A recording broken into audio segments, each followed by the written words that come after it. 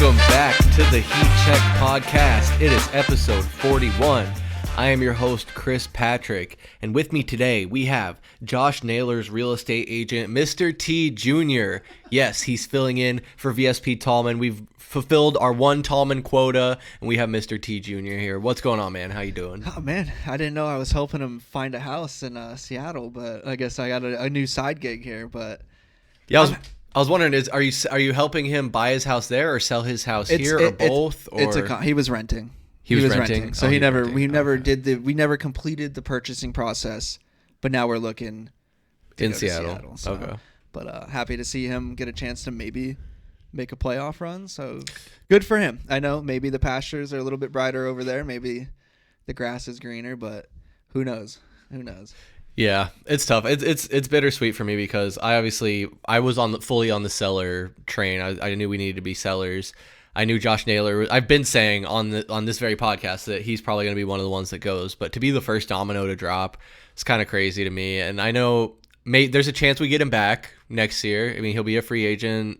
I don't know, but for him to be able to go on and be on a team that's in the chase, whereas the Diamondbacks were not going to be on the chase, good for Josh Naylor. But glad you're able to help him out with his real estate needs. It's good money. Yeah, and glad to have you here with us, Mr. T. Appreciate it. And again, we have with us our second co-host here, the official.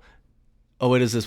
The official locker room DJ for the Arizona Cardinals training camp, Mr. Michael Benjamin. He's DJing in the locker room. Sorry, I couldn't read the note here. The notice. Bars. Woo. Gentlemen, football is here. Football is no longer not around because today is the Pro Football Hall of Fame game. I love it. Ooh, baby. What do we say? Chargers versus Lions? Doesn't matter at this point, man. Yeah. You know we're chomping at the bit to get into football. Oh, baby. I'm excited for football season. It is right around the corner. Like, it's the dog days of summer. I'm surprised I didn't do a post or mention it to anybody, but the day after the MLB All-Star game last week is one of the only days on the calendar where there's no professional sports for the four major sports. No baseball, basketball, football, or hockey. So it's the toughest time of the year. Only baseball is on right now, but we're getting football back. The Suns, have they wrapped up at this point? Have they wrapped up Summer League? I think it's all done, right? Summer League's done. Beginning of July. Yeah, they signed their guards. Now it's just basically get to training camp. So let the sleeping dog lie on the Phoenix Suns for a little bit because we're gonna have a lot to talk about next season for sure. They're cooking right now. Let them bake in the oven. Yeah. There's some stuff going on, but we're not going to talk about the Suns today. We're going to talk about the Cardinals training camp. We're going to give our thoughts and feelings on how everything's going there. Matt, Mr. T Jr. here is going to give his Cardinals schedule prediction. With VSP Tallman out, he would probably be asking us to do his schedule prediction, so it's probably good that he's out. He'll hopefully be back next month in August. Tallman watching this back is flipping over in his chair. He's so pissed because he always wants to do this in May when the schedule drops. So. Oh, yeah. It only makes sense. Some might say the better Tallman is here, so that's why we give him the keys. You know what I'm saying? But I didn't say it. I'm just saying some. Some people might say it. Hey, we're not saying it, but some people might say it. Yeah, man. So we'll get that going. Then we have, we did it on the episode 40 of the Heat Check podcast last month. We had Nico join us, and we did our top 5 sports video games of all time. We did our top 5 list, and I think it's perfect for the summer month Heat Check podcast to just kind of take a little bit of a break from trying to cram in a bunch of sports and talk about the dog days and the dregs and just kind of boring news. We could talk about who the Suns signed and who, like you were saying, Mike, when we were doing our show prep, guys that are not going to see the court or be of any consequence on this team. I'm sorry. What is it, Archie Goodwin? Oh my God, you're going back 10 years, brother. No, it's not Archie Goodwin. Right? Jordan Goodwin. Jordan Goodwin. Excuse me. Okay. Jordan Goodwin. I think Jared Butler. Yeah, they're going to be fighting it out for the third point guard spot. So once the season starts coming around, we'll get into it. But we got a fun list today. Yeah. But all that to say, since just this last Friday, Happy Gilmore 2 came out. I'm sure a lot of people have probably watched it by now. We're going to do our top 5 sports movies of all time. And once again, just like with the sports video games, once you start thinking about how broad the category of sports can really be, My list, I think, surprised me, honestly, when it came down to it. But I'll be interested to hear what these two guys had. 5 is definitely not enough. 5 isn't enough. It got tough, to say the least. Yep. I'm sure there will be some honorable mentions. I love how these conversations go. So we're going to do a top 5 list here in episode 41 and just have some fun. So if you guys are ready, we'll dive into that. But first, I would ask you to please like and subscribe. Valley Sports Plug right here on YouTube. We go live every Tuesday at 7 p.m. Arizona time. Just this last Tuesday, we did our MLB trade deadline special. You can go check that out on the playback. Every playback is available immediately after the stream ends. And next day, the audio-only podcast is up on all audio streaming platforms. That's Spotify, Apple Podcasts, anywhere you can find audio podcasts, you can find Valley Sports Plug. Make sure you also follow us at AZ_VSP on Instagram, X, TikTok. Anywhere that you can find Valley Sports Plug is probably at AZ_VSP. We have our links in the descriptions below to our link tree where you can follow us there. But guys, enough of the plugs, enough of the encouragement to subscribe to our podcast here. Let's get into it. The Arizona Cardinals training camp is underway, and it hasn't been without some drama. Mike, do you want to give us the rundown here? Let's do it. You got it. I'm bringing back the handy dandy notebook. And Stephen A. Smith. Oh, baby. First off the top, guys, we got to talk about this defense. Okay? This is what the Arizona Cardinals have built in the offseason to hopefully be a top 5 defense in the NFL to support the high-flying, maybe we'll put it in quotations, offense that is going to be helmed by the last chance man, Matt. I'm saying it. Kyler Murray, this is his last chance. But first and foremost, Mac Wilson Sr., I think he's going to have a big jump this year because he's taken over the green dot from Kaiser White, and he's going to have just total control of this defense. But you're already seeing our second-round pick, Will Johnson, getting first-round reps. You love it. Absolutely love it. Some people were saying the starting D-line that they saw against the first-teamers were L.J. Collier, Darius Robinson, Dalvin Tomlinson, and Josh Sweat. Great to see Darius getting in there and making impacts right to start. I think he had a nice, beautiful bull rush sack on Kyler Murray just on day 2, and he's showing his strength to start. But we can't throw out the offense. We already know Marvin Harrison Jr., I think, is absolutely prepped to have a stellar second year. The guy just looks enormous, and you can see it with his contested catches. He had a great 40-yard dart down the field. He had an incredible out route, too, that just looks so crispy. So I'm excited to see him transition his bigger body into the physicality that is truly needed from a number 1 wide receiver who's playing on the outside. But as much as we kind of give crap to K1, he's looked really spry, man. He's looked sharp, as well as Jacoby Brissett. So it's awesome to see that we have, the break glass in case of emergency in regard to Jacoby Brissett, but we're all crossing our fingers, knocking on that wood, that K1's going to have a stellar season, and I think he's already started it. And, man, it's good to be back. It's good to be back at State Farm Stadium. Yeah, man, good to see Cardinals football in action, even if it's just training camp. A lot to be excited about, and a lot of decisions that are going to have to be made, specifically in with the linebacker core. Right, we went out and got a ton of linebackers in the offseason. Matt, what position battles are you really watching out for, and ones where you think there's going to be a good amount of fat trimmed at the end of the day?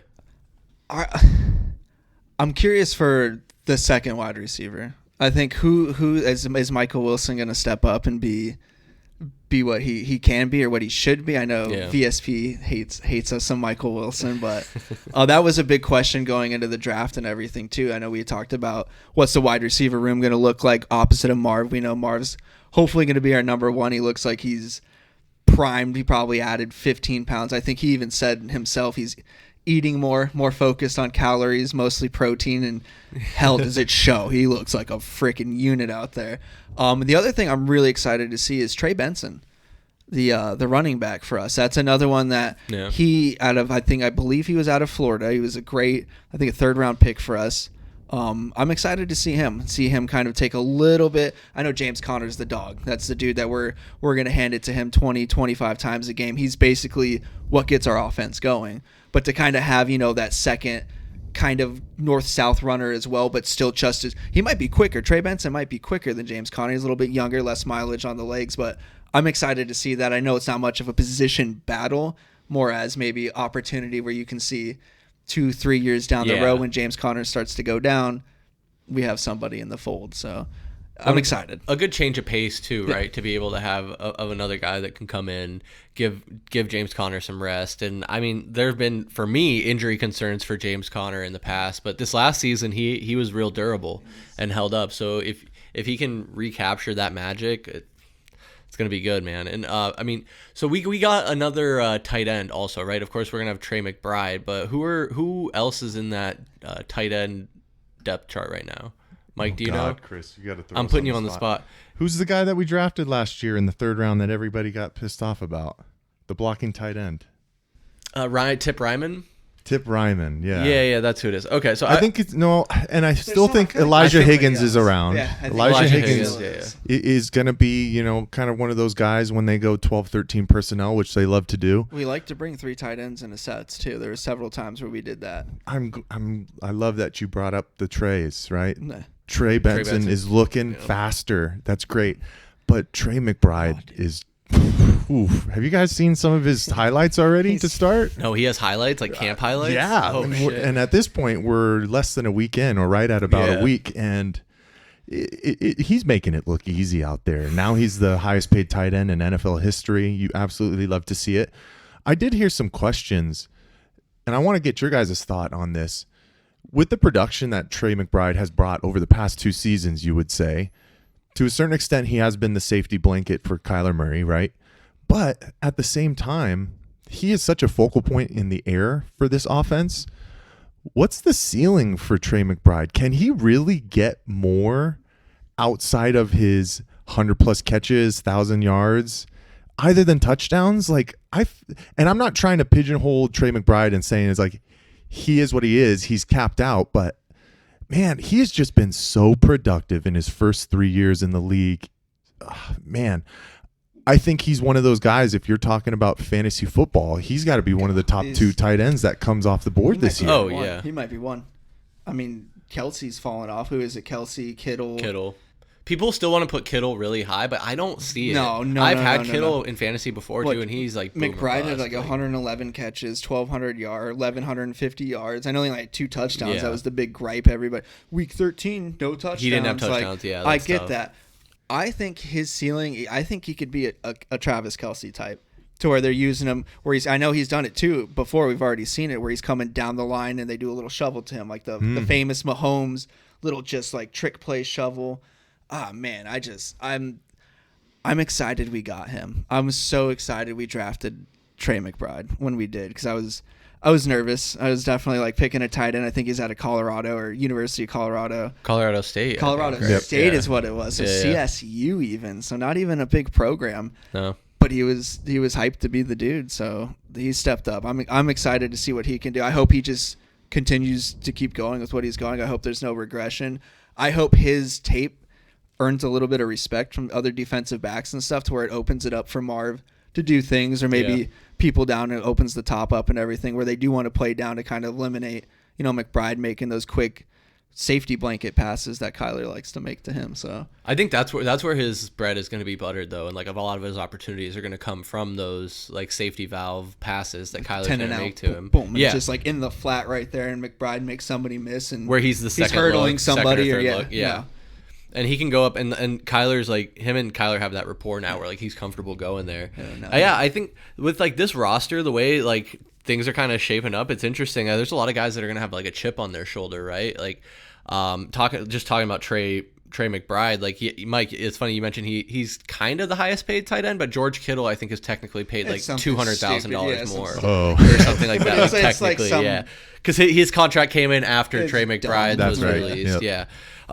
So he's like he could have that proverbial chip on his shoulder for like being one upped and not being respected as like one of the top tight ends, because people, like you said, still put Kittle and Kelsey above him. You have Will Johnson having kind of slid a little bit in the draft. People talking about his injury concerns. The and like steal of the draft. Definitely like the steal of the draft. Wait till week 12. Week 12, we'll go back and watch this, and we'll go, holy shit. It's going to be like Tyrann Mathieu. Remember when the Cardinals took Tyrann Mathieu? He had said that was the character things. Yeah. He slid. He was supposed had Tyrann Mathieu not tested positive for marijuana and been kicked off at LSU. He is a top 10 pick. Yeah. And yeah. Great that's career. True. Great career. Tyrann Mathieu retired, so it was cool. No, but that's what I'm saying. It's one of those things, and I remember he was a fucking stud for us, dude. For 5 or 6 seasons, where it was like, oh my god, you put people in the right setting, and they have the right. And once you get to the NFL, you have all these different There's so many different training development, training staffs, departments. I'm not worried about an injury on your knee when you're getting a surgery or whatever. Like, the kid can play ball, so I can't wait. I can't wait to watch him. Well, Chris, can I jump in here? Yeah, please, absolutely. Because I kind of want to piggyback off of this Will Johnson conversation, because we got to get into the injuries that have already started at training camp. Yeah. Speaking of injuries. Yeah, practice was stopped one day, right? Yes, so the first one, practice was stopped because linebacker J.J. Russell got manhandled and kind of laid motionless. Friendly fire. Had to be taken to the hospital. He did have motion in his extremities, and thank goodness everything was tested positive and he was okay, and he's back already with the team. He just has a concussion. But there's 3 other big ones. He's getting cut. For the one talking about Will Johnson, a big one that we did see happen the other day was cornerback Starling Thomas the fifth. He was going up for a contested pass along the sideline, then he fell to the ground holding his left leg, and it sounds like it's a knee. Obviously, since the Cardinals are off this weekend, by the time this is coming out, we're going to know the severity of that. But since we already saw first team reps of Will Johnson, it's good to know that they are confident in this young kid already. But now he's going to be put straight to the fire if there's any kind of long-term, time frame that Starling Thomas is out, because you were looking at him as being one of the outside corners to start with Max Melton. So, the other ones that we can talk about as well is it's almost like the premonition panned out for us to go heavy on the defense this offseason, because we got 3 of our defensive linemen that are starting out on the PUP list. 2 of them I think we already knew of, with BJ Ojulari, who's coming off the ACL, and then Bilal Nichols, who had his neck issue that had him out for the last 11 games of last season. But guys, the big one, the first round pick, Walter Nolan, hurts his calf during training at the facility, and it sounds like it's another Darius Robinson situation. We're probably going to lose him for camp. He's probably not going to go in the preseason, and since he's going to miss that time, you're probably looking at him missing the first 4 games of this season. Damn, dude. Now, you brought in all these great guys like Dalvin Tomlinson and Josh Sweat, and you have Calais Campbell in there, so you have a great room already. But isn't it just so disheartening to have your first round pick, the guy that kind of fell to you, that you had? I'm excited to see this kid get out there and just put the bear paws on some kids out there, and now we have to wait longer. And that was one of the things I was disappointed in with Darius last year. But now we're so excited because he's coming in and he looks big and strong.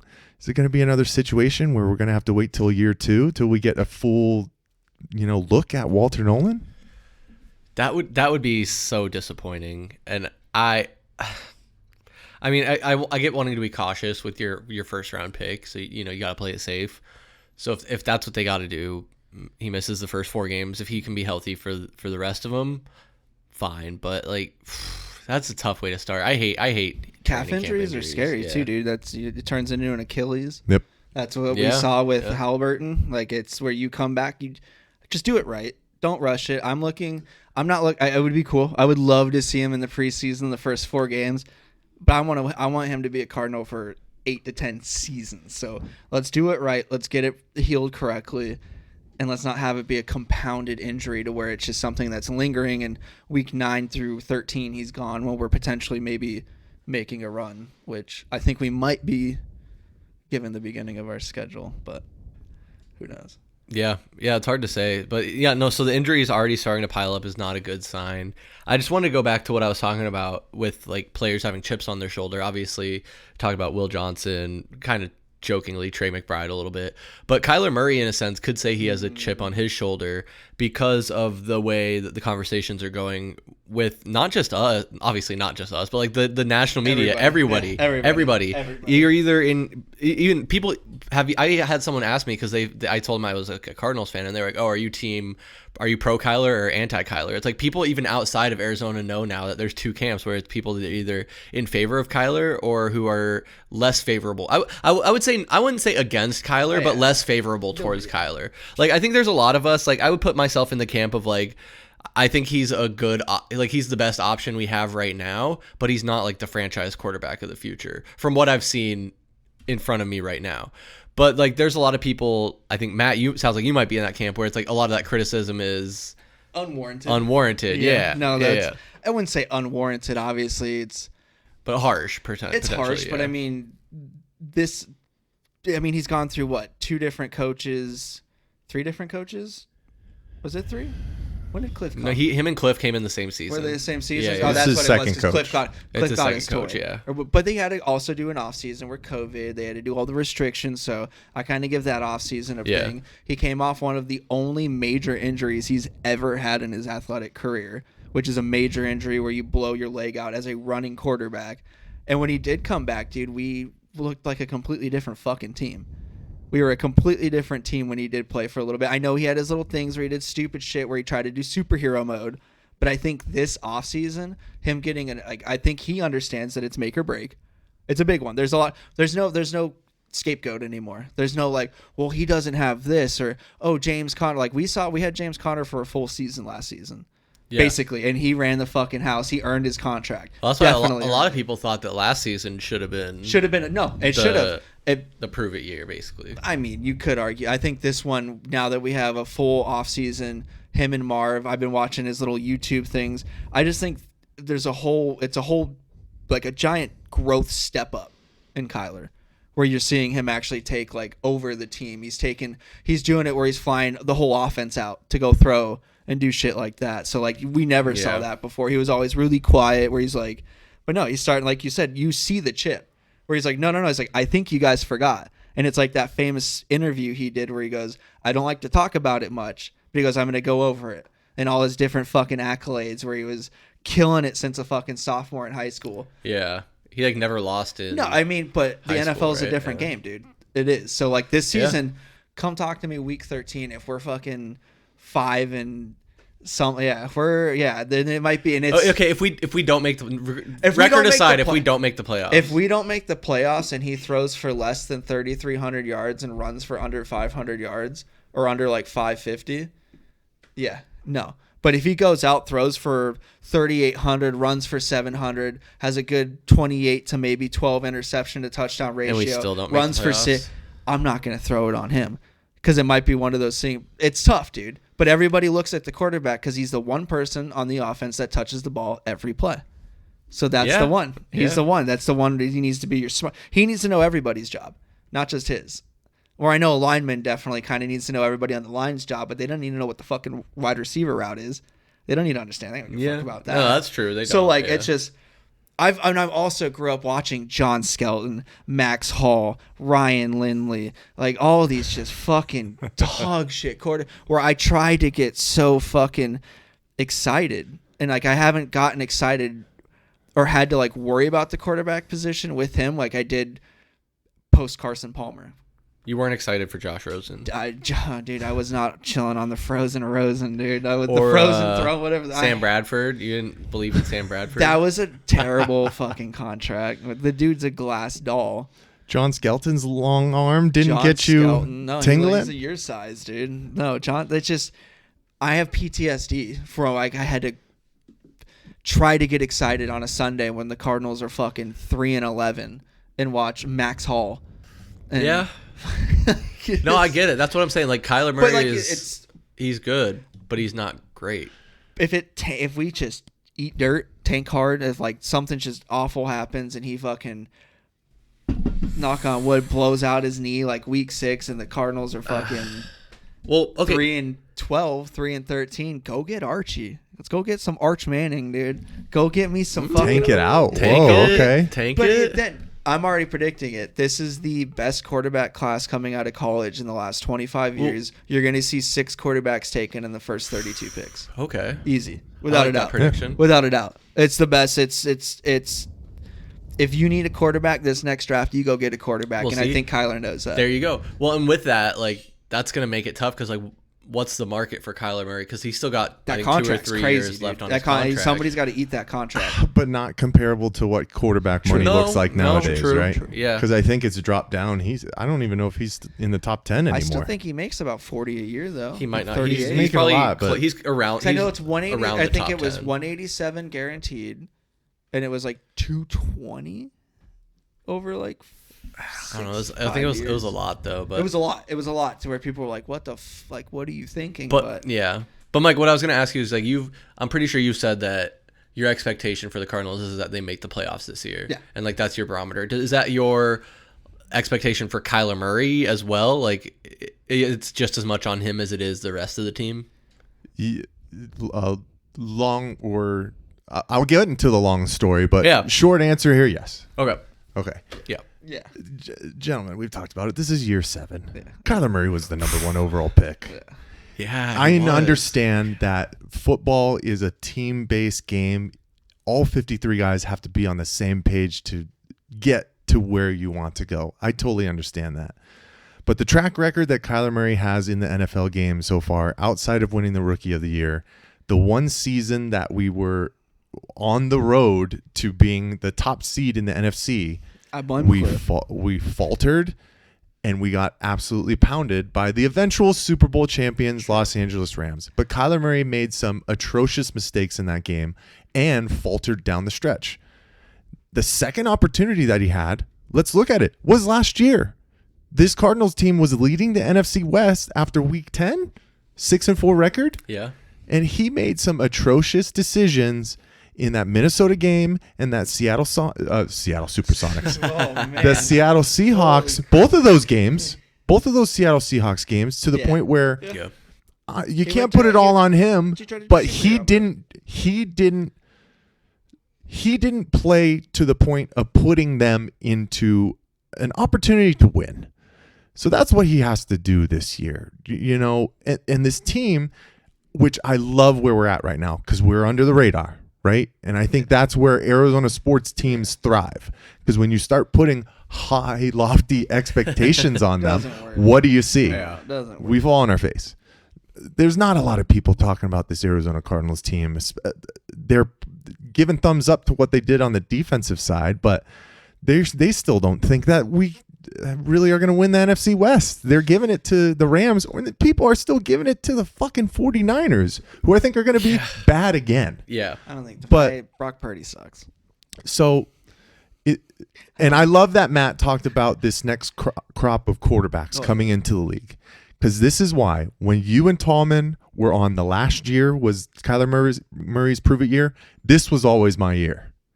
This was always the one that I said, if you don't get us to the playoffs, bearing some kind of catastrophic breakdown of the team where you have the team bus basically needs to crash. You have 7 starters on both sides freaking broken and out for the entire season. Guys are too young to step in and do something. Like that is the only way that Kyler Murray will get a mulligan this year. Conner going down. And with that being said, I'm still with Matt. He still needs to throw for 3,700 yards this year. He still needs to run for 700 yards. He needs to throw 28 to 35 touchdown passes. Like those are the benchmark numbers that he has to put up this year, or else you need to go in another direction. He has the talent. It's not asking too much. It really isn't. That's what's frustrating. It's like watching DeAndre Ayton, dude. And my last thing, I'm piggyback. I always feel like I'm just piggybacking off the Tallmans in general, right? Kyler Murray, at the end of the day, you really have to put him in the camp of, if you don't want to crown him now, but eventually down the road, depending on how the quarterback room looks in the next 20 to 30 years, he might be the best Arizona Cardinals quarterback to ever play for the Arizona Cardinals. Okay? Kyler Murray. Based off of numbers and longevity. Okay. I would. Okay. Yeah. Yeah. You might be. But it doesn't matter. If you haven't won a playoff game in 7 seasons, it's time to go. We need to win a playoff game. Yeah. No, that's 100% what it comes down to is like this state is just tired of teams not fucking winning. At the end of the day, like that's as simple as you can put it. And with Kyler Murray, like I'm thinking about what it takes to win a Super Bowl. And the formula, it really is to have a franchise, not just a franchise quarterback, because that's kind of vague, like a superstar quarterback. Like how many Super Bowl winning teams in the last 20 years have not had a superstar quarterback? I'm thinking Nick Foles. Joe Flacco. Okay, that's a debate, Do you though. consider Jalen Hurts a superstar quarterback? Yeah, I would say. Okay. I would say he's a superstar quarterback. Joe Flacco. But not just because of not when you think quarterback, Brad you think of Johnson. like passing the ball, but the modern quarterback is so much more than that, right? Yeah. It's your ability to put it on the ground as well. And it's not even just the tush push with Jalen Hurts either. Like he can scramble. He can move. He can scramble. He's got good pocket presence. He can move, and that's what makes Lamar Jackson so valuable as well. His ability to scramble is like he's a good passer. He's not a great passer, but he's good enough when you combine it with his ability to scramble and move outside of the pocket and extend plays. That's what makes it great. But that's what I'm saying is like aside from so maybe Jalen Hurts are you saying probably on the closer to the level of Kyler Murray or like? No, I just think that Eagles team was so stacked in so many different levels. I don't think Jalen Hurts is really that great. A.J. Brown said it. A.J. Brown said that their pass game sucked. There was like 4 weeks where people were like, Jalen Hurts is dog shit, blah, blah, blah. There's way better passers out there. Like I would put true. Justin Herbert as a better passer than Jalen Hurts, to be honest with you. You got to put Joe Burrow above him. Oh, yeah. I'm not saying he's I put Josh Allen best. above him. I'm not saying he's the best. But, I mean, you look at the quarterback Mount Rushmore right now, guys. You got to put Jalen Hurts on there. And who else do you have? Lamar Jackson, Josh Allen, and Patrick Mahomes. Yeah, I would put Joe Burrow in place of Jalen Hurts. Okay, but sure. I wouldn't. Because what do all 4 of those guys do? They play at almost like 3 levels at the quarterback position. Yeah. They all can put it on the deck and run. They all can, make plays when things break down. And they all have a deep ball to a certain extent. Lamar, not as much, but Lamar can find those pockets. He can, yeah. So that's why there's hope. There's still always hope for Kyler Murray. And Chris, I think that's why so many people are so divided because they see the upper echelon of quarterbacks in this league and they say, why not Kyler Murray? He can run. We've seen his deep balls. We've seen him. Talk about his dropping it in the basket against the Los Angeles Rams and Marvin Harrison Jr. There's still not a lot of guys in the NFL who can do that on a consistent basis, and Kyler Murray can. But sometimes he just gets in his own way, makes those weird mistakes that we always kind of look in the mirror and say, Kyler, this can't be done anymore if you're going to be the guy leading the charge. The last thing I'll say on Kyler Murray, too, guys, and I have to throw this out, there are no more questions about his leadership.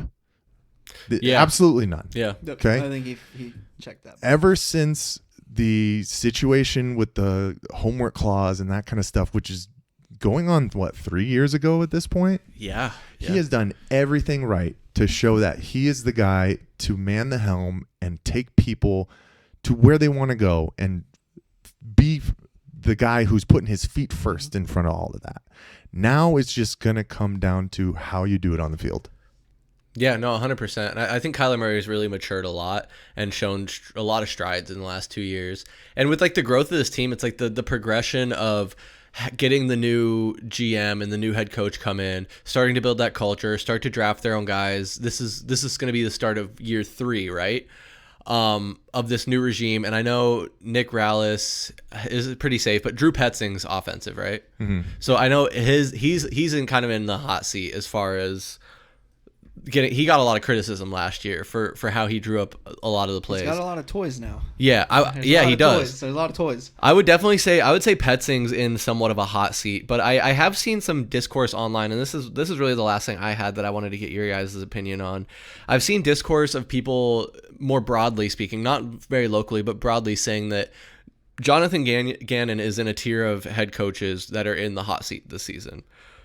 And I don't think that's the case at all. I think that Michael Bidwell and the Cardinals Monty Ossenfort are all in on Jonathan Gannon, and his job is very secure right now. They understand that it's building a culture, building a team from the ground up, and it's going to take a little bit of time, and we're going into year 3 of that. So obviously the expectation is going to come with that. As a fan base, I think we expect they're going to make the playoffs, potentially wild card or whatever, but like make a good push to win double-digit games and potentially, have a playoff game. Win a playoff game, I think is what you've said, Mike, right? Win a playoff game. But I just wanted to get your kind of feeling on that, Matt and Mike here, what you think of the notion that Jonathan Gannon could be in the hot seat, what that implication is, as far as the implication in and of itself of him being in the hot seat, but also what the outside perspective is of the casual fan of the NFL and how out of touch they are with things going on here in the Valley and like the broader picture of that. I know it's kind of a double question, but just if you want to speak on that, Matt. Use it in a sentence. Yeah. I think they're dumb. No, I just go back to when we played. I think it was Gannon's first or second season as the coach, and we went to Philly, and it was a road game. And we had no horse in the race. It didn't matter if we won, lost, we were already knocked out of it, whatever.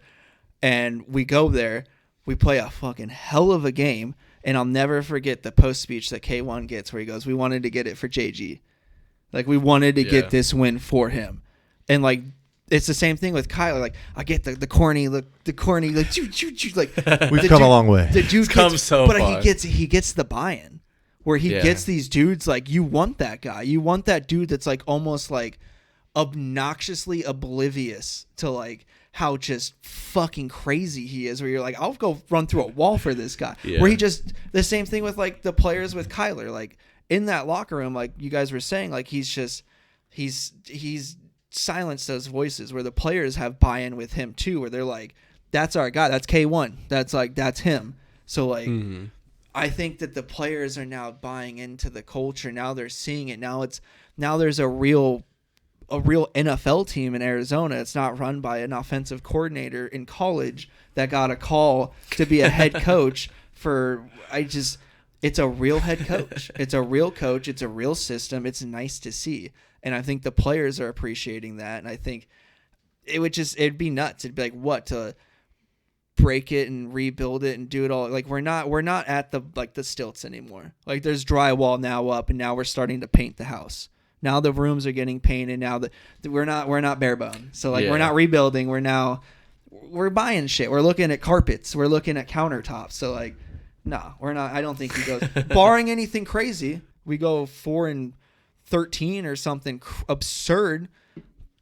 Barring a DUI arrest in Mexico. Oh my God! But yeah, no, I don't think he goes anywhere. I think I'll keep it short and sweet because Matt said all of it. Everybody's bought in at this point, and I feel like Michael Bidwell wants to truly see this thing through, and it's not going to be a Matt Ishbia Phoenix Suns type of situation where now he finally realizes, oh, I got to give time to Juggernauts to build something, right?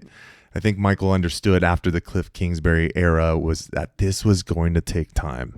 And we already have started to see the fruit bear and see dividends, man. Like, we're so close. We're so close. And for you to jump ship if we end up not making the playoffs and win only 6 games this year, I think that does a disservice to everything that Jonathan Gannon and Monty Ossenfort have been working on, not only through their off seasons, but their drafts, because man, there's a lot of young promise on this team too.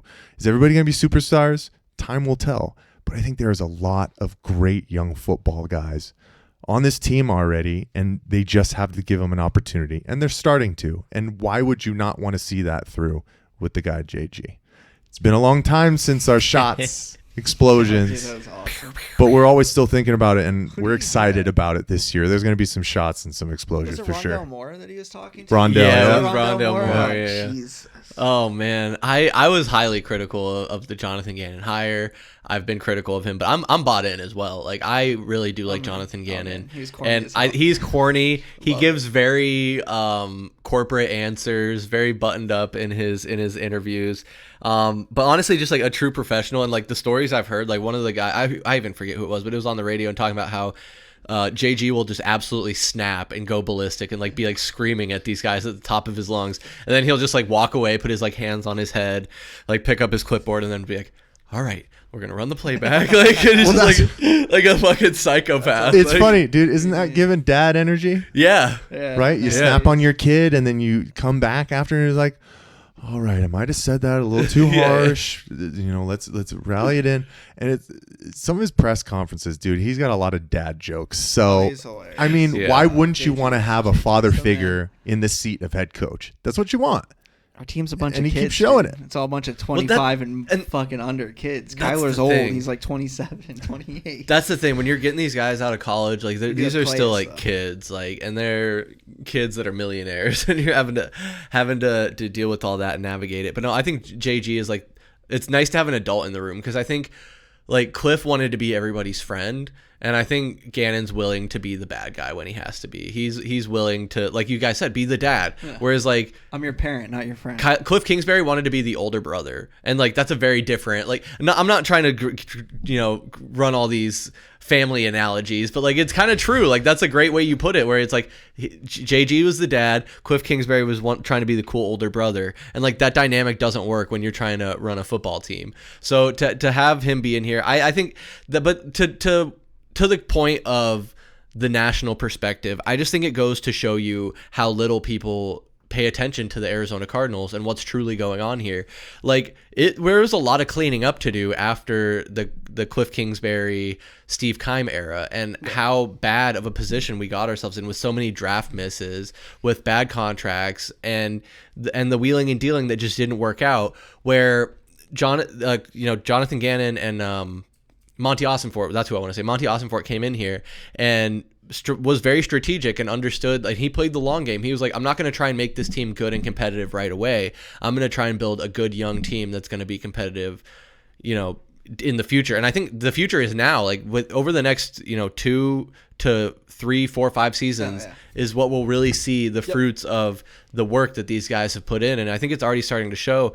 And not to go back too far and just kind of like round this all out, is the conversation with Kyler Murray is when they came in, that was a question of what are they going to do? Because these are not the Monty Ossenfort, Jonathan Gannon guys. So it's getting rid of the old guys, bring in the new guys. But they have bought into Kyler Murray. Jonathan Gannon has bought into Kyler Murray wholesale and said that he is my guy. He's laughed at the notion of getting rid of Kyler Murray. Like, legitimately laughed in reporters' faces who have asked him about getting rid of Kyler Murray. So I think that is a major win for the pro Kyler Murray crowd as far as his longevity with this team. And you guys are absolutely right. As far as him, I think he's a top 15 quarterback in the league. Easily. I wouldn't hesitate to say that. Easily. But again, it's that saying I've said that was first brought to me by Mike Tomlin: good can be the enemy of great. Where it's like, Kyler Murray's good. He's going to be good, and we're going to win games, and he's going to have flashy highlights. But is he great to where he will lead us to a deep playoff run and potentially back to the Super Bowl? And I do believe that to a large degree, a great quarterback can be the difference between getting to a Super Bowl and not. Now, there are obviously instances and examples of great defenses or just other like running backs or offensive players that can carry a team. Because you can say the Eagles, like Saquon Barkley, largely carried them with Joe Flacco. Yeah, that defense carried them. Oh, that defense was strongly. Yeah, some studs, but Joe Flacco was also pretty good. Well, hey, let him sleep, man. Let him sleep this year. We'll move it. We'll get it. And we're gonna be out at Red White practice this Saturday, August 2nd, man. Awesome. I'm chomping at the bit. That's all I can say. I just want to smell grass. I want to smell that grass. Hear the whistles. The whistles. Yeah. Some pad smacks and some whistles, baby. Absolutely. But there was just one more Cardinals topic we had to get to. Like Mike said, quick.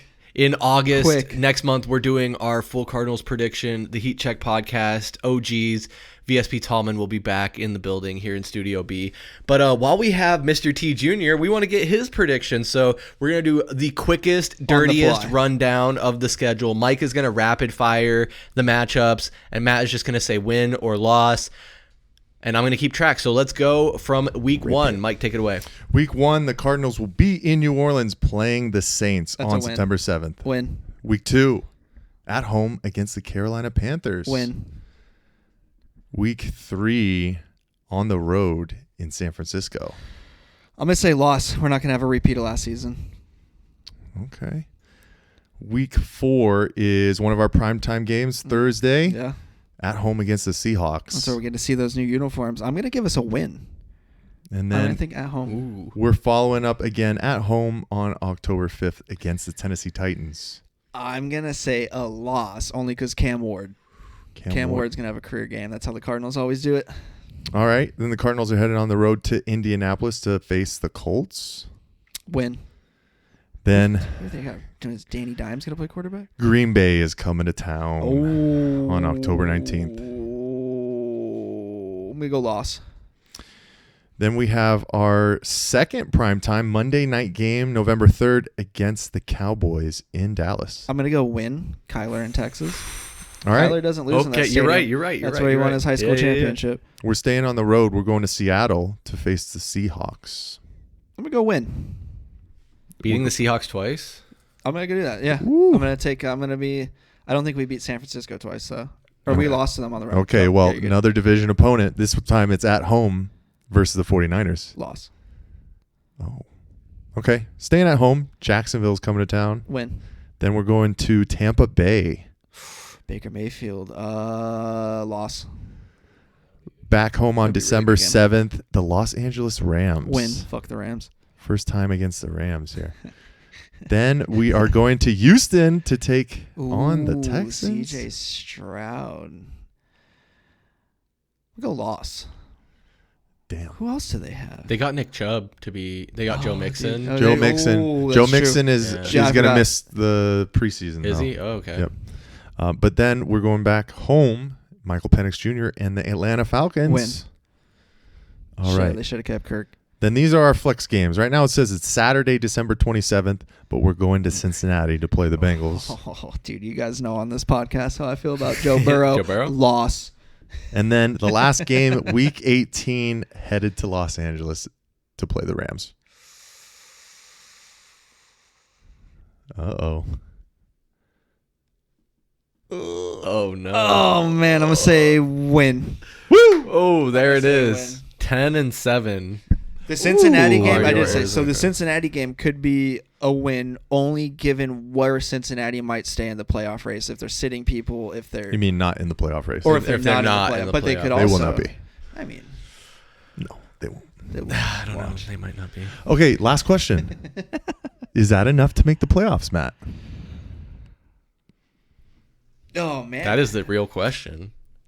Because I don't know if that's enough to win the NFC West. I don't know. I don't think it is. I don't think 10 wins is enough. I think 11-6 gets you in. Not enough for the wild card either. Wah, wah, wah, wah. It's a tough break. Maybe.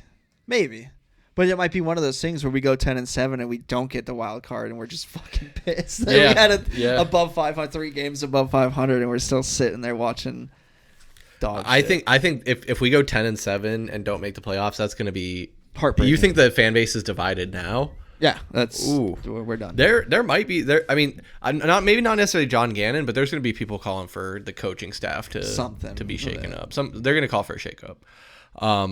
That's tough, man. I'll be curious to see. I wouldn't doubt if between the three of us and when we do our predictions next month, if we don't go 10-7 as well. One of us will hit that mark. We were pretty close last year. We were all like a game up or down. Yep. On the prediction. 10-7, 9-8, 10-7 just sounds better. I hate it, Mike, but I'm getting real optimistic for this Cardinals team. I'm like on a wave of optimism here with throw that caution in there, Christopher. Throw the caution in there. Got to be cautiously optimistic. But yeah, guys, let's keep it pushing here. Move into the closing half of our Heat Check podcast here, episode 41, where we are gonna do our top 5 sports movies of all time in honor of Happy Gilmore 2 just coming out this last Friday. The classic Adam Sandler, the sequel to the classic Adam Sandler movie. Anyone? I guess quick trivia question. I don't actually have the answer in front of me. When did the first Happy Gilmore come out? 1996. I was gonna say it was like No shit, 97, that's 96. Almost Wow. 30 years ago. That's insane, dude. It is insane to have a sequel come out almost 30 years after the original. Wow. And a lot of the original cast returned as well. Yeah. Shooter McGavin Yep. is in the Yep. new one. But yeah, so I'll be curious to see if Happy Gilmore makes anyone's top 5. But let's kind of similar to how we did it last month. We're just going to start with number 5. Everyone will give their number 5. We'll go Matt, Mike, and then me. Sure. Let's do it. Because Matt is our guest of honor here. Our Yeah, special let him guest lead on off. the- I'm the we'll sub. let him lead off. Let him lead off. And we'll just hammer these out. And this is particular order. We might throw out some honorable mentions, but just your personal top 5 sports movies of all time. So, Matt, what do you have in your number 5 spot? A lot of this is going to be nostalgic. It's going to be me as a kid, so it might not be your top 5. I'm going to go number 5. It was a hard pick between these two, between High School Musical and Air Bud. But 5 is, we talked before this. Go back. Watch High School Musical. Watch that jump shot. I'm telling you, it's the most believable basketball character in any movie you'll see. But number 5, Air Bud. Air Bud for me as a kid, dude, was one of like... Okay. I grew up with cats. So, like, for me, I was like, I want a dog. I want a dog that shoots threes. Like, so for me, Air Bud, like, I remember watching it, like, it was like a nap movie for us. Like, and then they did, like, Air Bud 2, Air Bud 3. I know they're making a new Air Bud that's supposed to be coming out next year. Yes! Let's go. Yeah, but yeah, 5's Air Bud, dude. I love, it's a corny movie. It's stupid as hell, but, God, that dog's cool. It seems like that's what always ends up winning the day is the nostalgia factor. Yes. I know that played heavy for me in my video games top 5. And that also, looking at my top 5 list here, is going to be very similar. Man, Air Bud is a classic. I actually watched Air Bud, like, I think maybe last year, either last year or the year before, like at work one day. It's a hard watch now, but Yeah, it is. It's good as a kid, dude. But it's one of those quintessential 90s kids movies. That it's got to find its way on the list. I'm proud of you, man. Throw it on there. Air Bud, that's pretty good. I thought you were going to say High School Musical. Like, you had me for a second. Honorable mention. Yeah, I'll allow that honorable mention. But again, with a lot of these, maybe not Air Bud, but some of these, there's going to be some crossover. Yeah, I don't think I fully expect some crossover. But Mike, what do you have number 5? I'll throw my honorable mentions out there. Oh, okay, honorable mentions So to start. I'm going to do A League of Their Own. Okay. Love it. Tom politically Hanks. correct. I like it. I'm throwing Like Mike in there. Come Like on, Mike. guys. If Matt's talking Air Bud, how can you not have can't, Like yeah, Mike Like in Mike's there? so close. I also got He Got Game in there. Fever Pitch. Not a lot of people probably really know about Fever Pitch. It's one of those Boston Red Sox cult classic movies when they won the World Series the first time in 2004. So that was one that hit home to me. And then my last honorable mention, gentlemen, because this list was really, really hard. The Sandlot did not make my top 5. Not in the That's top wild. 5. Not make my top 5. Absolute honorable mention. But I'll start with number 5, a deep cut.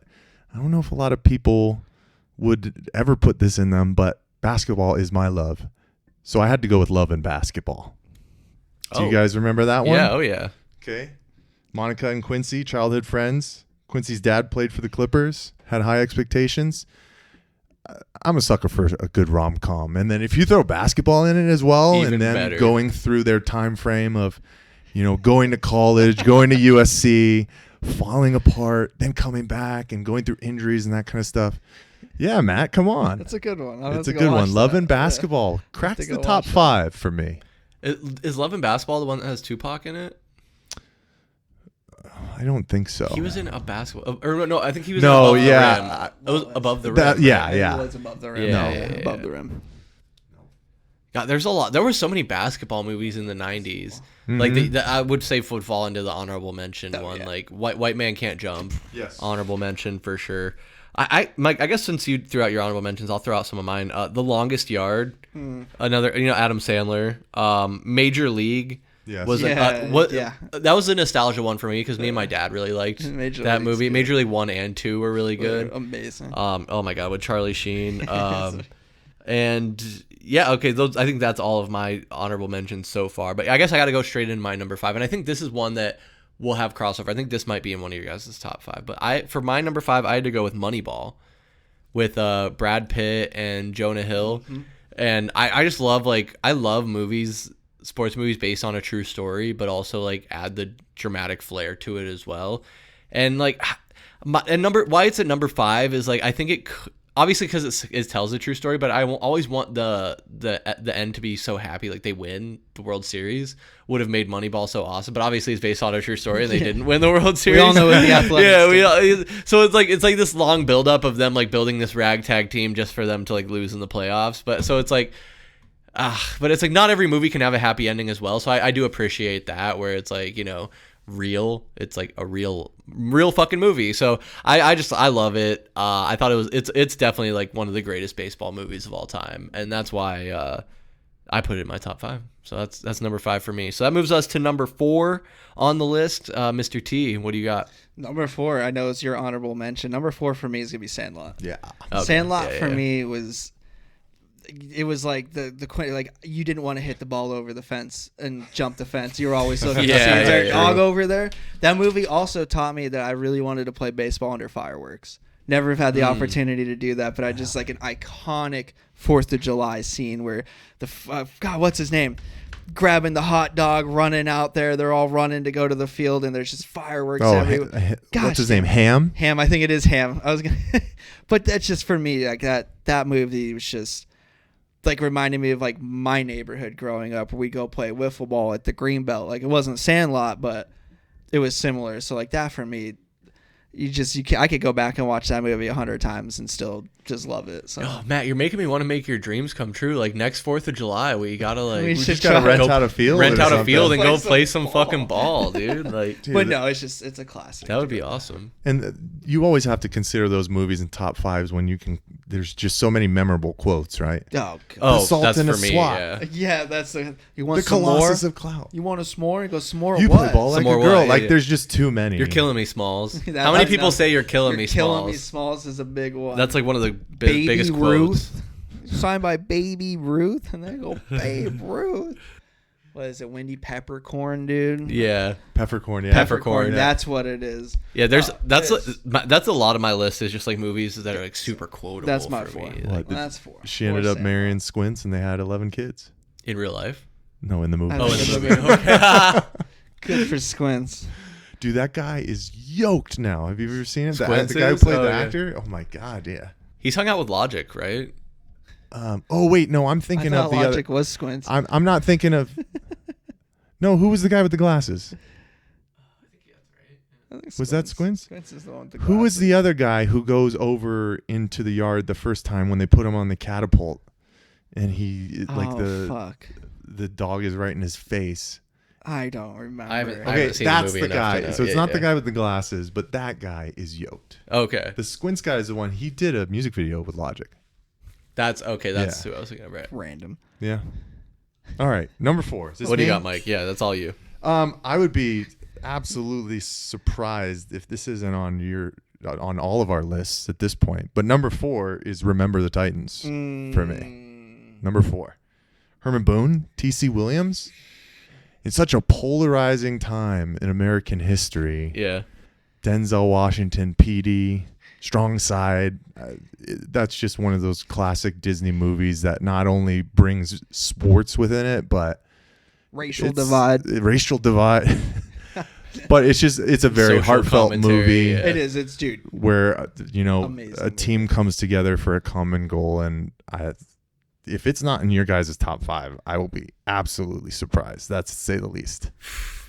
Yeah, honestly, Mike, that's a great one, and like that is in my honorable mention. Oh, Remember the Titans. That Honestly, is what's good. crazy is like that was one of the first sports movies like I saw when I was younger. Like Remember the Titans is a true classic, but not one that I've gone back and rewatched. So maybe that's part of it. Like I've probably only seen it start to finish twice in my entire life.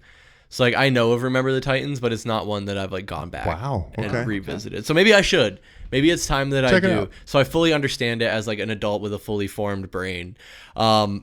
Yeah, what is that the one with Sunshine? Sunshine. Is that Ryan Gosling? No, who'd he play? He played Ryan Gosling is the cornerback that gets benched for PD.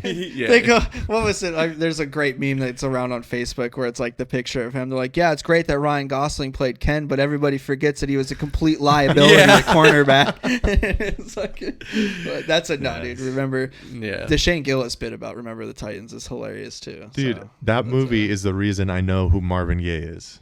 Wow. Really? Yeah. Okay. Ain't no mountain high enough. Oh yeah. True. All right. That that's a great scene. That song dude. is great. Great scene. Aren't they singing it in the locker room? Yep. Yep. And that's when they all become friends, and then Homeboy gets in his truck, and speaking of quadriplegic, It ends up in the hospital. Yeah. That was a quarterback, right? It all took place in an 8-week span. No, it was the linebacker. Really? That's what Shane Gillis says. Oh. He goes, you know what's crazy? It's nothing like the local high school team going to state over an 8-week span to end generational racism. That's all it takes, man. That's all it takes. Hey, sometimes that's all it takes. No, that's That's a good number 4. That is Okay, a Remember really the Titans. That's solid.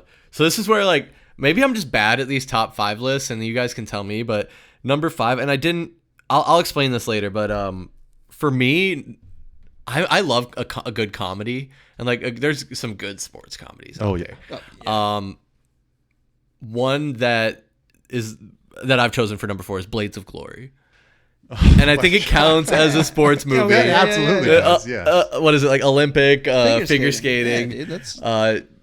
Will Ferrell and John Heater, yeah. fresh off of Napoleon Dynamite, when he was like kind of fresh off Napoleon Dynamite, just the funniest fucking movie. Like so stupid, but I just absolutely love that movie, and yeah.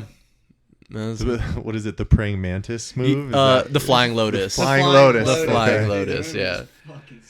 I'm trying to remember who played their coach, because they have like it's somebody. It's definitely somebody I should know. And I think and if I'm not mistaken, he played somebody called Coach in a show in the 80s or 70s or 80s. I don't remember his name of the actor. Yeah, it's not like Kurt Russell. Comment below and tell us. No. Yeah, comment. Let us know in the comments. Below and tell us who the fuck Chris, his coach was. You only listed that on there because Pam from The Office is in that movie. That's why you Is she really? Yeah, she's the love interest of John Heater. No shit. Yeah. I have to go rewatch it Alright, then. I didn't realize that. Well, it can't be in your top 5. No, you don't know it's who's in the movie? No, because what is it? Well, the evil couple, like the villain, is like Will Arnett and Amy Poehler. Yeah. God, it's fucking stupid. It's that classic SNL squad. It is. Man, yeah. It's when comedies were pretty good. Like, yeah.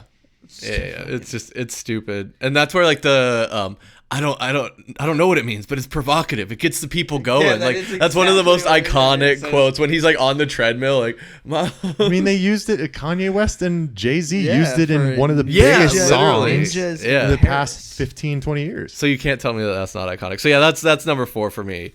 A sports movie. I think it counts. That's why I'm a little unconventional. Of course it counts. Thank you. Okay. Yes, absolutely. So Matt, then that leads you number 3. Number 3 for me is Field of Dreams.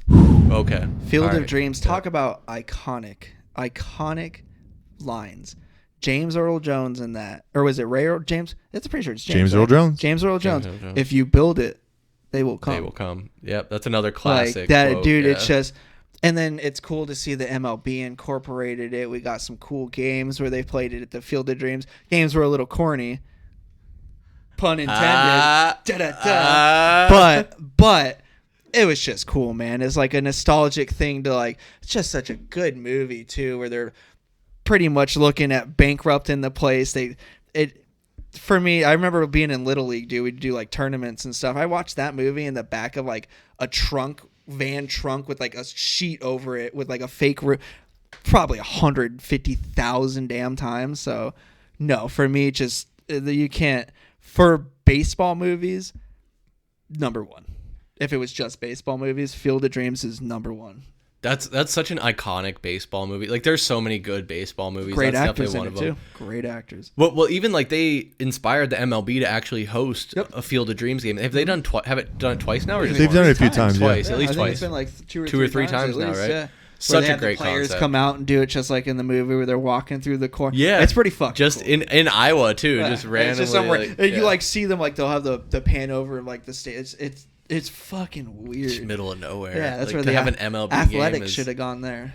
Dude, and that's what we were talking about before we were doing our show prep. Is like I call them gimmick games, and that might not be fair, but just like the unique venues. It's a gimmick game. The Field of Dreams. Feet, yeah. The baseball game they're about to play at the Bristol Motor Speedway. One of my favorites of all time was the Carrier Classic, the college basketball game that was played on a U.S. That was fucking sick. Navy I do carrier. remember that. Yeah, it was like carrier. in San Diego. Either way, They played it right there off of so fucking sick.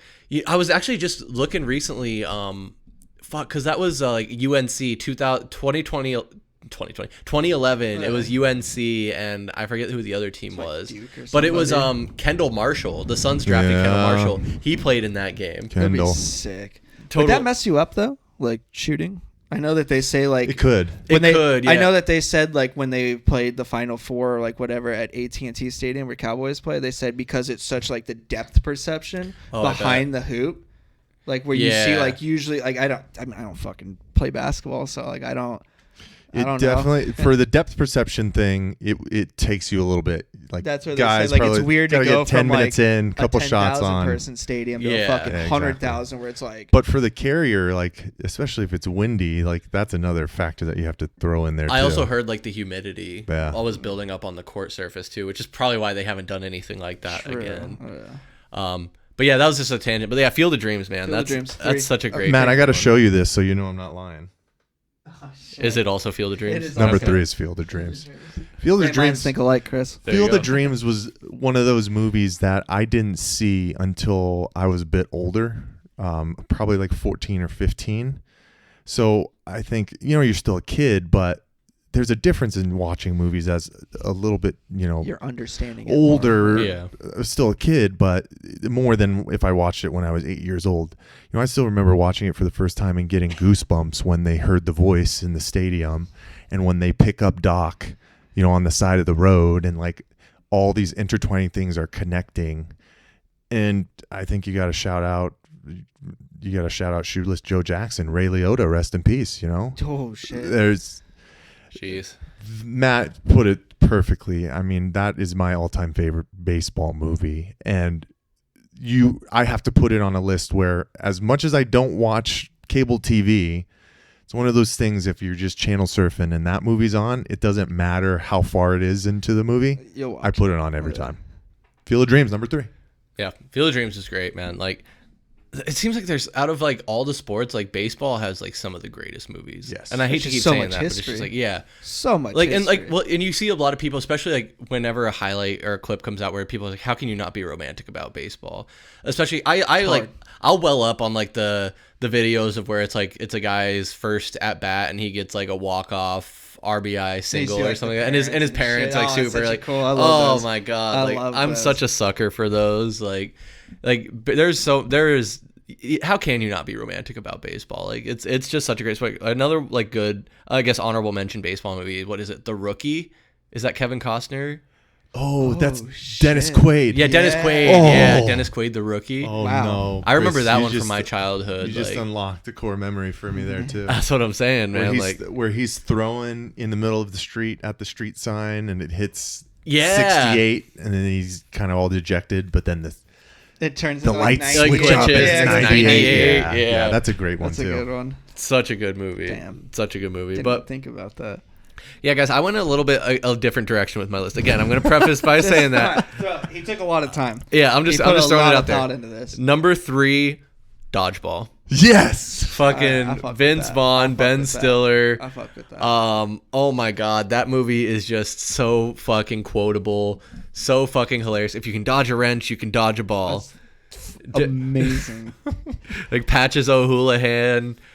Oh my god, the Globo Gym Purple Cobras. The average Joe's uniform was like, you see it every Halloween. Yeah, I was gonna say people still wear that for Halloween. It's still a fucking thing, dude. So yeah, that's like ESPN 8 the Ocho, where now they like dedicate it's a real thing now. It's a real thing. Yeah, they dedicate like a weekend every year, like where they do the Ocho, like obscure sports. Like man, like such a Obscure Sports Quarterly. Oh, Obscure Sports Quarterly. Yeah. What was it? Another great quote was like, it's gonna be the cotton one where he's like, It's an interesting choice, Cotton. We'll see how it plays out. Oh yeah. Oh my God, what is it? I'm like, thank you, Chuck Norris. He gives him the thumbs up. That movie man. came out like 20-something years ago too. Pepper needs new 2005, I shorts. think. So it was probably 200 Yeah, years like ago. 21, 20 years old. That's insane. That is If crazy. you think about it God, like that. Chris, yeah. yes. What a great pool. I love that so much. So yeah, I had to throw Dodgeball in there. Number 3 for me. It counts as a sports movie. So, wow. So we're on to number 2 then. Matt, what do you got, bro? Number 2 for me, another nostalgic one. Go back to the brothers and everything. And I grew up playing a lot of golf. So for me, when this was introduced to me, I didn't watch it. Happy Gilmore. Yeah. Okay, there it is. Happy There Gilmore it is. is number 2 for me. Man, there were so many times where me and Cody, VSP, whatever, would go with my. I know it's weird to say. You guys don't. We'd go with my dad Who's to golf, Cody? and we would sit there and we would do the bull ride around the green and stuff on the putter and all that stuff. It just like growing up for me was the shooter like all the time. Like, and my Yeah, dad like looked like Shooter McGavin. Your dad kinda, is so it Shooter was McGavin, fucking. yeah. It was hilarious, dude. And then like, well, Happy did it about 30 minutes ago. It's like, and he bends the fucking iron around him, and he's like, oh, Yeah. oh man, and it's just. The other one where he gets in trouble for breaking the broom and putting it in the woods. He goes, well, it's made of wood. I just thought he wanted to be with his family. Dude. There's Another very quotable when he's like, "Get in the hole, get in your so, home." Wait, you good for your home? Yeah. You're gonna die, clown. Big one. That's Yeah. a huge one. So for me, Happy Gilmore, dude, just so. Isn't it like Everybody who's ever picked up a golf club on any golf course has always tried to hit a Happy Gilmore drive. Yeah. Everybody tries the Happy Gilmore. Yeah. You see pros Oh, do yeah. it. It's like it's an iconic fucking swing. And yeah, it's just 364 days until hockey tryouts. Dude. Done. Happy Gilmore 2. Is that the one where he's like, well, we're waiting. Yeah, no, that's where fucking Chubbs meets him for the first time, and he's in the batting cage, and they're 90 miles per hour, and they're going off his head. And he goes, what are you In the chest, doing? too. He goes, 364 days until hockey tryouts, because he just got cut. He didn't make the tryouts. Oh yeah. And then the other one, we're like, oh, there's a long drive contest. Like, we'll see you. He goes, yeah, I'll see you there. So, all right, done. Happy Gilmore. Happy Gilmore. Happy Great. Gilmore's number 2. Go see Fantastic. Happy Gilmore. Matt, if we don't see the bull ride the next time Yeah, we go that's why I golfing, should've pulled it I'm going to up. be so disappointed. You better bust that out. We will. Off a We good will. iron That swing. is- I don't care what it is. It is a great. It better come great out. celebration. All Is right. that Happy Gilmore? So I'm on number 2 as well. I knew there was going to be some overlap in this list, I figured between you two. but basketball. you, Yeah. you might be You'd be surprised surprised, about yeah. the overlap here. Chris, number 2 for me is dodgeball. Oh I shit! did Let's go. Not think it was that. Let's I go. did not. That movie, it might be my all-time favorite comedy movie, to Yeah, be honest it's with you. The amount of iconic. quotes, just, the average Joes, going up against unbeatable odds to win the Nobody makes me bleed Oh my my- blood. Yeah. Nobody. Such a good dude. Oh my god. Even when freaking Ben Stiller, so the girl in that, what's her name? I don't know what her name is. I know she was in Zoolander, but that's his wife in real life. Oh really? Yeah. I didn't know that. Really? Yeah, uh-huh. I didn't know I that. can't remember what the actress's name is, but like when he calls her into his office and he does the freaking dick dude. pump to Oh. pick Yeah, up the yeah. phone. It's, I like, forgot it's just about little things like that make that movie so incredible, and the cast all work together so great. He's reading the dictionary upside down. And didn't he used to be a fat kid? It's not yeah, like the he whole he thing was fat, like. yeah. And then I'm gonna go back. And you have freaking Lance Armstrong make an appearance where Yeah, he tells at he's the like, airport bar. if I like- didn't overcome cancer 5 times, I wouldn't have anything to regret in my life. Like, But you probably have a good reason. you have to. It's more like regret. It's boy. just, yes. There's a couple of movies on this list. I have to go back to your channel surfing. It comes on.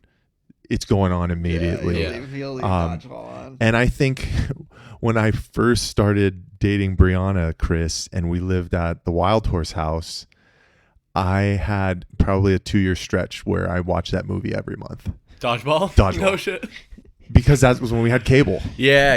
The last time that anybody's had cable, probably when we had the Cox boxes. Right? Yeah. And it was always on TNT or TBS or something. So I watched it so many times. But yeah, number 2, Dodgeball. Absolutely. I can respect that. That's crazy. Steve the Pirate. Stevie. You know, Doesn't Steve he at the end Pirate? take the eye patch off and he talks normal? Yeah. He'll probably fall off the roller coaster and break every bone in his body. God, dude. Yeah, iconic movie. So that's your number 2. Number 2. So Wow. number 2. So I guess it's over to me for my number 2. And I didn't mean to do a lot of comedies in my list. It just kind of worked out that way. But I honestly went with another Will Ferrell movie as well. God. I know what it is. Talladega Nights, The Ballad of Ricky Bobby. The second you said another Will Ferrell Just, movie. oh my God. Just that's a timeless movie. Yeah, dude. Like just start to finish, like such a great story. Yeah, but fuck the first 2 minutes in that movie. I tried to watch that with my kids, and some chick flashes, and I'm fuck, dude. I like turned it off. Like, oh damn it, we can't watch this. I was like, oh, they're nice, but you fuck. Yeah, no. I totally feel you, but no, it's like Dale Earnhardt's getting his autograph at one point. So like, good. It's the Happy Gilmore of NASCAR. Yeah. Was. Because who's that other actor in that movie that plays Cal? From Step Brothers. Yeah. John C. Reilly. John C. Reilly. Yeah. Honestly, he's just as good in that movie as Will Ferrell is, if not better. Yeah. Just such a good movie. Because he's not a comedic actor. Like John C. Reilly, he can do serious stuff. He was in like Gangs of Streets, or was it Gangs of New York? He's done a couple like interesting. I think he was also in Saving Private Ryan. I think he was in What's Eating Gilbert Grape and Saving Private Ryan. No, I think he was in Saving Private Ryan. Private Ryan. When I saw him, I was like, "What the fuck?" It's like, is that? But yeah, no, that's. There you go, Chris. Talladega Nights, a NASCAR movie. So sports like on the more fringe of the sports bubble, but I think it's still in the sports. It's bubble. a sport. It's a. Yeah, so I don't care. That's a sports. You movie. watch those F1. Oh, dudes. Sacha Baron Cohen playing the fucking villain in that movie, like the gay Frenchman. Yeah, Ricky Bobby. Ricky Bobby. I love. He's like, it's like a crepe. He's like, oh, I love crepes. Yeah, they don't make comedies like that anymore. They're like talking about talking about Blades of Glory, Dodgeball, Talladega Nights. Like they do not make comedies like that. Another honorable mention: Semi-Pro. Another Will Ferrell movie. I'm sorry, Semi-Pro is an honorable mention. Sports movie. All Will Ferrell. Will Ferrell's one of my favorite crazy? comedic actors. But isn't it crazy to think how many sports comedy movies he's made? Oh, a himself? lot. Yeah. What's the other one? Was it Balls of Fury? Balls of Fury. Is the ping pong? He one? is in that one, but he's not like a main character. Cameo. No, he's like a cameo. He's the. Where they all go to the island to play. He's the evil guy, isn't he? No, that's a. It's not Willem Dafoe. It's the guy Christopher Walken. It's Christopher Walken. It is yeah. It's not Will Ferrell. Well, then isn't he a main character in Eastbound and Down with Danny McBride? I think so. I think he is in that one. So he's a sports guy. He's well, and he did the thing where he went to all the spring training games. Yes, dude, that was awesome. That was cool. Really cool. I do remember that. Yeah. And pitched like an inning. He played at every position for a different team. Yeah. That was funny. That documentary that he made about that was good. All right, are we on to? We're on numero The uno, Last Dance, number one. And Mike, you said you think you know my number one, so I'll be interested to see. Yes, I know you're number one. You do? Yes. I might have to have you. And I'll be honest when you say it. Okay. If I had it or not. Okay. All right, Matthew. Am I it? Yep. High School Musical. No, I'm joking. No, seriously though. I'm gonna send you videos of that. No, it's amazing. My number one, and it's funny because you guys had literally said it before we started downstairs, and it was like, oh my god, Caddyshack. Yeah. Caddyshack for me, it was like the first raunchy, dirty movie that my dad showed me. That my dad was like, oh, and he's like, you gotta because my dad, I'm pretty sure, was like a caddy at a country club for a little bit. Oh, really? At that same type of thing. So dude, there's so many just amazing. I remember sitting there on a green, same thing as a kid with VSP, and we would try to pool cue putt with the grip and go,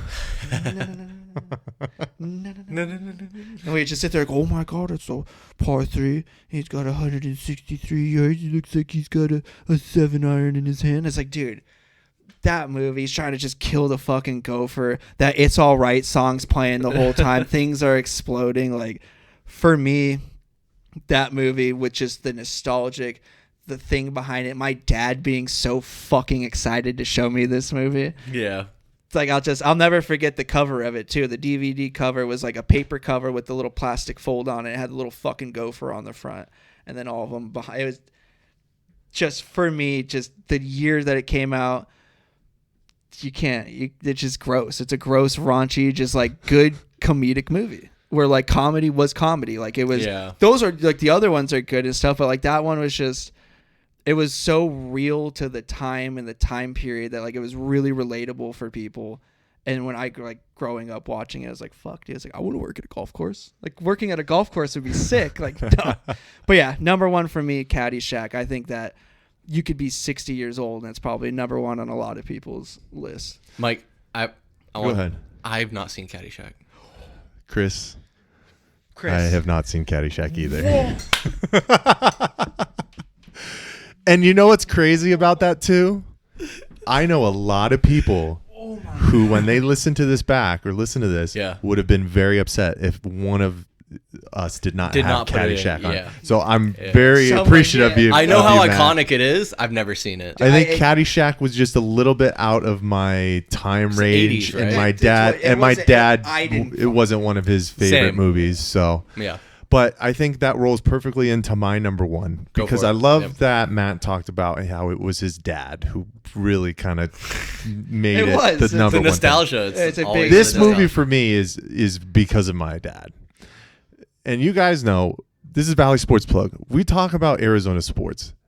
My father ingrained a love for Arizona sports into me so vividly as a child, where I knew if I were to try and be a fan of any other team, it wasn't going to happen. So fucking even though he grew up in Boston, okay? Once he came here, these were his teams, and they became mine. This movie is my number one all-time favorite movie because my dad looks almost like Tom Cruise. Oh, okay. Oh, it is. It is. The football player went to ASU and plays for the Arizona Cardinals in this movie. My favorite movie, number one, is Jerry Maguire. Jerry Maguire, yes. The story of Jerry Maguire, the acting of Tom Cruise, the overall cast that works together, Show Me the Money. It is just a quintessential movie, not just from sports, but an absolute story. That was one of my movies that I would watch every couple of months with my dad growing up. So never seen it. You've never seen Jerry Maguire? And this man is wearing an Arizona Cardinals hat right now. Never seen Jerry Okay, so that's the homework. We have to see Caddyshack. He has to see Jerry Maguire. Right. So and I've never seen it. And that's, Tom Cruise is a sports movie? I think that's the other thing too. I mean, I start off my list with a little rom-com. I can end it with the rom-com. That's too, so good. So because that's also Jerry Maguire. Who's coming with me? Who's coming with me? I've used that clip. You've seen that, right, Matt? Like, you've seen that clip? Oh my Only god! From Half Baked. We'll say that's where it's from. That's how iconic it is. Because he was a sports agent. Yeah. And basically, like, he loses his entire book from like a merger or something like that. Well, no, it's because he has an epiphany. That's how like the story starts. Is because he has an epiphany that he wants to have better relationships with his clients and not more. So it's less clients, better relationships, and basically everyone in the sports industry at that time was just about how much money make as much money as you can, fake that you like these people, and that's kind of the basis of the story. How everybody leaves him except for this one guy, and it's the story of him going through this tumultuous period in his life, trying to pick up the pieces after everybody abandoned him, but he only has a few in his corner. So it's just a good story. And dude, Matt, it's I'm gonna watch it. You got Rod Tidwell. I'll watch Rod Tidwell. Cuba Gooding Jr. He's a wide receiver for the Arizona Cardinals in the movie, Matt. And they filmed it in Tempe. Yes. Yeah. All right. He hasn't watched it. I just want to give it all away. You absolutely have to. That'll be our homework assignment. All right, I'll watch Caddyshack. By the first week in August. Now that you're getting into golf, you have to watch Caddyshack. Yes. Oh yeah. By the end of the first week in August, Matt has to have watched Jerry Maguire, and Chris and I have to watch Caddyshack. God, I'm gonna get so much flack for have not watched Caddyshack. Yeah, honestly, me too. Especially, Mike, you just started golfing. Like I've been golfing. for quite a while. Caddyshack's. Caddyshack's. It's yeah. I don't have such a great reason for not having watched it, other than maybe my age. Maybe my age. No, it's like Mike and said. I like Bill Murray a lot. Yeah, Bill Murray. Yeah. So. Oh, it's like probably one of Bill Murray's. So it's probably gonna be. It's probably. It's like that and Ghostbusters. Yeah. That's what he's. Oof. Wow. Right, Mike, guess it. Let's see if you can guess it. I'm actually really curious. So yeah, are you just gonna? I want Can you guess. I kind of want you to guess it. You want me to say it? I want you to guess it. Or should I have him write it down? I'm gonna count to 3. No. I'll say it. Let me count to 3, and you guys say it at the same time. Because I don't want to. Let me write it down because I don't want to. If you have a build up, I don't want to blow it. I don't have like some kind of crazy build up. All right. Well, he goes, "I'll build it though." I know this, but this is it. Definitely falls into like I don't know this. It's funny that like with all of our top, a lot of these movies, but especially the top one, it's a big. Just hold it up when you give it to him. Oh shit! It's a big nostalgia. I already saw it. Hold it up. It's a big nostalgia thing for us, right? That's been the common theme, and so that's kind of where I've went with it as well. You gotta say it first before you read it. You gotta say I know. it. I will. Mike probably knows this about me. I had this movie as a kid growing up on VHS, and I wore it out on VHS. I watched it so much to where it wouldn't even play back. It would just start like skipping and fucking up. I finally bought it on DVD when I was in my like 19 or 20 years old. I bought it on DVD. I think I still have it on DVD somewhere. I haven't watched it in a long time, but I've watched this movie so many times. And this is again such like a niche sports movie. He got it. Olympics. It's Cool Runnings. Yeah. It's Open it up. The Disney. Yep, Mike got it right. Cool Runnings. Come on. It is about the Jamaican bobsled team. It has John Candy in it, who is the coach of the the Jamaican Olympic bobsled team, based on a true story where Jamaica actually did have a bobsled team. They did again another movie where they didn't win. They didn't win, but like in that movie, I don't think this necessarily happened, but like in they were killing it in their time trials, and then at the very end they burn out on a turn and they flip their bobsled, but they have the perseverance to pick it up and carry it across the finish line to a standing ovation. Good job, and they Disney. won the respect of everyone who didn't think Jamaicans belonged in bobsledding, and man, it's just crazy. And a scene that's so funny, like I just thought about recently, was when they go to a country bar in the movie, because I don't remember. I think it took place in Canada, somewhere in Canada where the Olympics were. I could be wrong. Something like that. Might be right. Something like that. But they're in like this country bar, and they're very obviously out of place. Like these Jamaicans at this country bar, like line dancing and stuff. But we just went to Denim and Diamonds for Mike's fiance's birthday a couple months ago, and it made me feel like that 'cause I felt out of place. I felt out of place in the country bar, so I kind of felt like it's different, man. Chris finally felt like a Jamaican bobsledder. I did. I did. It was very relatable, but yeah, man, that's wow, that's a good top 5 list. Like that could honestly like fluctuate depending on when I do this. Like, 100%. Because when you start like thinking about it, same with the video games one. Like once you start 10. Thinking about it, it should be a top 10. Should be a top 10. And that's where we got to do like that's what summer roundtable live streams are good for, is like kind of this type of thing. We've added in the trivia monthly, which has kind of filled the void for that a lot. But maybe in August, before we really truly wind up back into football and basketball and close out baseball, we do like a pop culture stream where we talk about movies, video games, TV shows, all the fun shit, all the odds and ends stuff. Because like Valley Sports Plug, we obviously talk about Valley Sports. We're going to talk about Cardinals, Diamondbacks, Suns primarily. We're going to talk about ASU sports.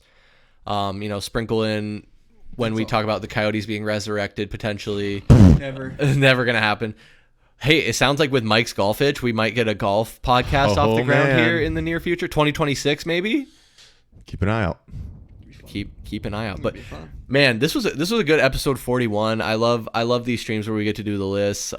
First talk about the Arizona Cardinals, man. That gets me so excited for football season. It's right around the corner. Phoenix Suns, we're going to be talking about them again more than you know here pretty soon. And baseball. Fun. The trade deadline just went down, so make sure you go back, check out our live stream we did just this last Tuesday about the trade deadline special. All the movers and shakers, everything that went down and everything that we predicted would go down is in that live stream. But fellas, before we get out of here, I just want to give you the floor one last time to share your thoughts, feelings, maybe just give a little goodbye to the folks. Matt, we'll start with you. What you got, man? I know it's not. Nico's going to get mad at me for saying this. I know wrestling's not a sport. I'm joking. But fuck, dude. Hulk Hogan, man. Yeah. Oh, God. That's just definitely... I wasn't a big wrestling fan as a kid, but when I did watch it, it was him in the ring playing any Nintendo 64 wrestling game. You always had NWO Hulk with the black beard. Just wild, man. I know that just to see him pass away, I know he's old and steroids and everything. We expect it to happen pretty quick. So rest in peace to Hulk Hogan. That sucks. But yeah, man, nothing crazy. Sports sucks right now. There's nothing going on. There's nothing. UFC's been slow. There hasn't been anything crazy. Dustin Poirier just retired. He got starched by Max Holloway. Yeah, man. I'm just excited for this Hall of Fame game and us to have Thursday football for the foreseeable future. That's incredible, man. It's the dog days of summer, but we're in the ends of it, man. Surprisingly, it's gone pretty quick. Like, we're at the end of July now. True. We got August, September, and then it'll probably still be pretty warm in October. But it'll start to slide. You wake up early enough, you'll feel it. Yeah. You'll feel that. The days are gonna start. The days are getting shorter. We're past the summer solstice, man.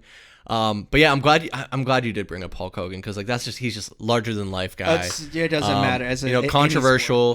The later years, don't meet your heroes type of thing. But yeah, man, if you can separate the art from the artist, like Hulk Hogan really did a ton of great things for professional wrestling and like iconic. Absolutely. When you think of professional wrestling, like people outside of the fandom know who Hulk Hogan is. Yeah, he's larger than life. So yeah, definitely 71 years old, not that old in the grand scheme. And those cardiac issues, man. Like you said, with the steroids, like it's when you do shit like that, like it's expected. The heart's a muscle, guys. It'll grow too. Yeah.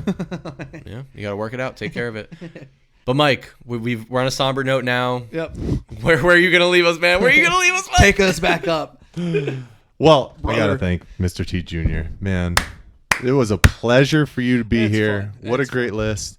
I know that as VSP continues to grow, we're going to grow out this Studio B as well, and we're going to add another seat and start having more frequent guests show up. But I appreciate you coming back. This wasn't your first time, but this is your first time on camera. On camera. Well, that's true. It is. Yeah, no. I don't know. He wasn't on camera. He wasn't on camera for his last time. We did audio only. But I will say, just keep an eye out on our socials. I'm going to put together a TikTok of Troy Bolton's jump shots using Matt's I'm telling praising, and we're gonna see if it really looks good or not. If you know ball, you know ball. Chris, it's always a pleasure, man. Appreciate you. Yeah, thank you guys for coming on, man. I really appreciate it. We will get VSP Tallman back. His 2-month hiatus from the Heat Check podcast should be over. Hopefully he doesn't have any trips planned. We'll have to plan accordingly. But yeah, guys, had a lot of fun here. Gonna be exciting to see what we can do going forward. But for Michael Benjamin and Mr. T Jr., I'm Chris Patrick, and we'll see you next time. Peace.